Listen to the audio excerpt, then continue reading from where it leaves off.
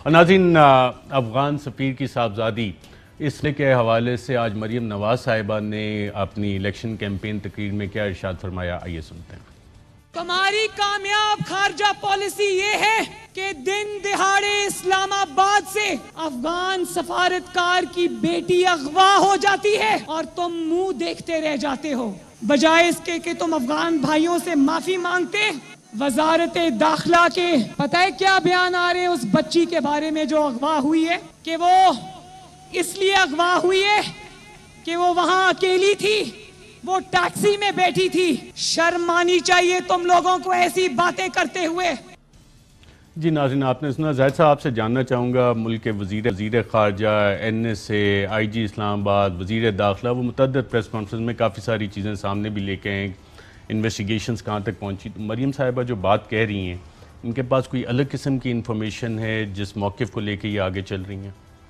دیکھیں، ان چیزوں پہ احتیاط کی ضرورت ہونی چاہیے۔ مطلب ابھی جو انویسٹیگیشن چل رہی ہے، اور میرے خیال پہلے اس قسم کے بیانات آنے سے پہلے کسی صورت میں، کیا دونوں طرف سے، کہ جو لوگ یہ کہتے ہیں کہ بھئی پہلے سے کہ یہ مطلب اس کے اوپر کوئی اور سوالیہ نشان کرنا، یا یہ کہنا کہ جو ہے ان کے ساتھ یہ ہوا، تو میرا خیال یہ ہے کہ اس قسم کی جو حالت ہوتی ہے، صورتحال ہے، اس میں انتظار کرنا چاہیے، خاص طور پہ ان لوگوں کو جو کہ اعلیٰ عہدیدار ہیں۔ تو ہمارے ہاں تو ایک تھوڑی سی عادت ہو گئی ہے کہ جو ہے پہلے بات کر دی جاتی ہے، بعد میں انتظار کیا جاتا ہے کہ جو ہے کہ اس کا کیا ہوگا۔ اب شیخ رشید صاحب کو بھی اس قسم کا ان کو نہیں دینا چاہیے تھا۔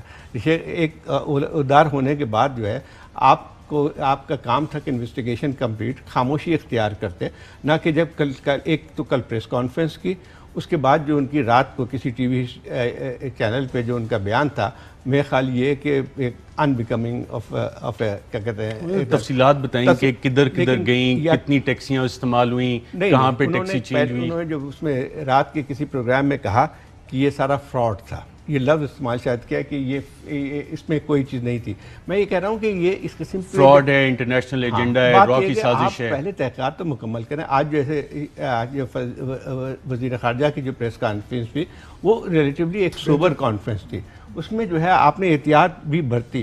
تو میرا خیال یہ ہے کہ اس قسم کے خاص طور پہ بہت نازک مسئلہ ہے، یہ نہیں ہے کہ آپ نے ایسے ہی بولنا شروع کیا، اس کے کانسیکوینس بہت زیادہ ہیں۔ اس کے یہ صورتحال ہے یہ کہ جو اس وقت خاص طور پہ جس ملک کا ہے یہ سلسلہ، وہ ہم سے ہمارے تعلقات ویسے بھی خراب ہو رہے ہیں، اس سے اور زیادہ خرابی کا اندیشہ ہوتا ہے۔ تو تحمل کا مظاہرہ کرنا چاہیے، پروڈنس دکھانی چاہیے، نہ کہ اس قسم کی تقاریر کرنی چاہیے، نہ ہی اس قسم کے بیانات دینے چاہیے۔ امتیاز گل صاحب، آپ سے بھی جاننا چاہوں گا، جو تفصیلات سامنے رکھی ہیں حکومت پاکستان نے، تو تقریباً 4 ٹیکسیز، اور انہوں نے بتایا کہ وہ سارے ڈرائیورز اور ٹیکسیز بھی کسٹڈی میں لے لی ہیں، جو روٹ وغیرہ اڈاپٹ کیا۔ یہ نارملی سفارتکار ان کے خاندان اسی طرح سے کرتے ہیں، یا کہ کچھ آپریشنز ہوتے ہیں، ڈیڈ ڈراپس وغیرہ بھی ہوتے ہیں، وہ والی کوئی کارروائی تھی، یا کہ نہیں ایک سمپل تھا، سم تھنگ وینٹ رانگ اور یہ سارا مسئلہ اس طرح سے کھڑا ہو گیا، یا کہ شیخ رشید صاحب کے جس انٹرویو کا زاہد صاحب حوالہ دے رہے ہیں، اس کے پیچھے ایک را کی سازش ہے، ایک بڑی سازش ہے عالمی، پاکستان کو ڈیفیم کرنے کی؟ دیکھیے، بدقسمتی سے شیخ رشید صاحب کو یہ ایک بڑا ذمہ دار عہدہ مل گیا ہے، اور زاہد صاحب نے بالکل صحیح کہا کہ اس قسم کی بات ان کو زیب نہیں دیتی، بھلے اس میں سازش ہو۔ بھئی جب تک آپ ثابت نہیں کر سکتے تو آپ کیسے کہہ سکتے ہیں کہ یہ سازش ہے؟ آپ کڑیاں ملاتے ہیں، کڑیاں اگر ملائیں تو وہ آپ کی بات ہے کہ یہاں پہ جتنے بھی ڈپلومیٹس ہیں، اول تو یہ کہ اگر کوئی اغوا ہوا ہے اس انداز میں، ہمیں اس کی مذمت کرنی چاہیے، اس کے بالکل لاجیکل اینڈ تک، منطقی انجام تک اس کیس کو پہنچانا چاہیے، اس سے پہلے بلند بانگ دعوے نہیں کرنے چاہیے، کیونکہ انتہائی نازک نوعیت ہے ہمارے تعلقات کی۔ البتہ یہ ضرور چند سوالات اٹھتے ہیں، بڑے بنیادی سوالات، کہ ڈپلومیٹس یعنی سفارتکار اور خاص طور پر سفیر کی پورا جو گھرانہ ہے، وہ باقاعدہ ایک لحاظ سے انویزیبل پروٹیکشن میں ہوتے ہیں۔ وہ جب گھر سے باہر نکلتے ہیں تو ان کے پیچھے لوگ سائے کی طرح چلتے ہیں۔ وہ جو ان کا سایہ تھا، سوال یہ کہ وہ کدھر ہے، کیونکہ ان کے گھر کے باہر، ہر سفارتکار کے باہر مطلب تو تھوڑا بہت بندوبست ہوتا ہے کہ غلط لوگ ان کے ساتھ گڑبڑ نہ کرے۔ دوسرا پھر یہ کہ سفیر کی بیٹی باہر نکل کے 2-3 ٹیکسیوں میں جاتی ہے۔ پھر تیسری بڑی بات کہ راول پنڈی جانے کے لیے تمام سفارتکاروں کو ایک میرا خیال ہے نو آبجیکشن سرٹیفکیٹ چاہیے ہوتا ہے، یا کم از کم ان کو پہلے اطلاع کرنی ہوتی ہے۔ تو یہ سوال ہے کہ وہ راولپنڈی اگر گئی ہے، راولپنڈی جی پی او یا رابی سینٹر کچھ اس طرح کا ذکر آ رہا ہے جو لوکیشن میپ ہوئی ہے. دیکھیں جی، آپ فیض آباد سے جب اس طرف چلے گئے ہیں تو اس کا مطلب ہے کہ آپ پنڈی چلے گئے، تو پنڈی بوائز کا ایریا شروع ہو جاتا ہے. پنڈی بوائز کا ایریا بھی ہے، گرلز بھی وہاں پہ بہت ہیں، وہ تو آپ کو پتہ ہے. لیکن یہ کہ بوائز یا گرلز آپ کو اجازت لے کے جانا ہے، آپ کو پیشگی اطلاع دینی ہے حکام کو. اگر آپ نے اطلاع نہیں دی ہے تو دیکھیں نا، ڈینیل پل مارا گیا تھا، کیوں؟ اس کا خیال تھا کہ میں ایکسکلوسیو سٹوری کروں گا، تو بالکل اکیلا چلا گیا جہاں پہ اس کو بلایا گیا، پھر اس کو کیا حشر ہوا.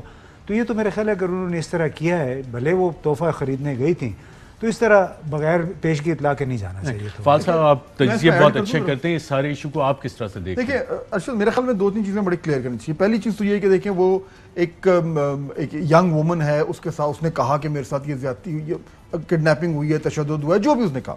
پہلی چیز تو یہ ہے کہ ہمیں کیئرفل ہونا چاہیے کہ ہم فوری طور پر کنکلوژنز ڈرا نہ کریں.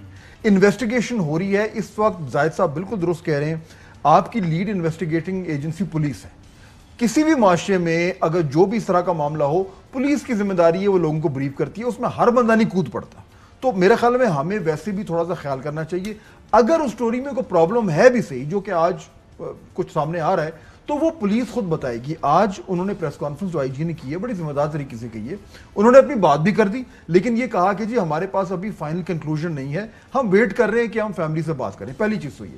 دوسرا دیکھیں کہ جو کابل نے ریئیکشن کیا کہ فوراً ہی واپس بلا لیا، تو یہ بات تو ہمیں 2 چیزیں ہمیں نظر آ رہی ہیں. پہلی چیز یہ کہ انویسٹیگیشن بالکل قریب پہنچ گئی ہے، اور جو بھی کنکلوژن ہے وتھ ایویڈنس آ جائے گا، اس کے بعد ہم سب اس کا تجزیہ کر سکتے ہیں. دوسرا یہ کہ اس کے بنیاد پر جو انٹرنیشنل میڈیا میں یہ کہانی بنی گئی ہے، جو آج نیشنل سیکورٹی ایڈوائزر نے بھی کہا کہ جی اس میں وہ انڈین اکاؤنٹس بھی شامل ہو گئے، افغانستان بھی ہو گئے، وہ سازش ہو یا نہ ہو، لیکن اس واقعے کے اوپر جو ہے وہ سیاست ضرور کی جا رہی ہے پاکستان کے خلاف. تو یہ 2 چیزیں میرے خیال ہے ہمارے سامنے رہیں تو تھوڑی سی کلیئرٹی آ جائے. زاہد صاحب، بہت سے لوگ یہ سوال بھی کر رہے ہیں، اور کیا یہ نارمل چلیں لنڈن ہو تو ہم مان بھی لیں، پاکستان اور خاص طور پہ اسلام آباد میں آپ کافی عرصے سے دیکھ بھی رہے ہیں ان معاملات کو، امبیسڈرز کی صاحبزادیاں پاکستان میں ٹیکسیوں پہ ٹریول کرتی ہیں؟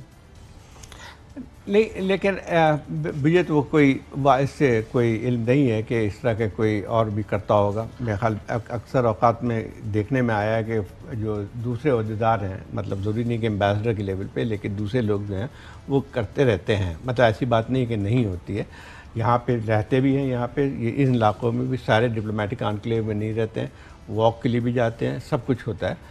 لیکن وہی بات آتی ہے کہ یہاں پہ صورتحال تھوڑی سی حالات کی وجہ سے اور زیادہ وہ سنگینی ہو گئی. اس کی حالات یہ ہیں کہ جس ملک کی جو ہے اس سے تعلق ہے ان کا، تو وہاں سے ہمارے حالات وسیع کشیدہ ہیں.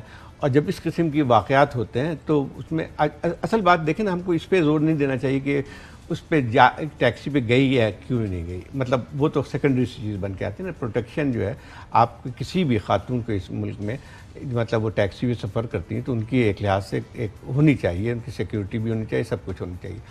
لیکن ہمیں بجائے ان چیزوں پہ جانے کے یہ چیز دیکھیں کہ یہ اس کی جو جس طرح سے چیزیں اچھلی ہیں، وہ ہم کو ضرور دیکھنا چاہیے کہ ایک واقعہ ہوتا ہے، اس کے فوراً بعد جو ہے جس طرح کا ایک سلسلہ شروع ہو جاتا ہے، یعنی ایک مختلف بیانات کا، وہ زیادہ وہ ہوتی ہے.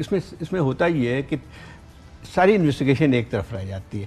اس میں پوری کی پوری ایک سیاسی ایک اس کی نوعیت بن کے آتی ہے.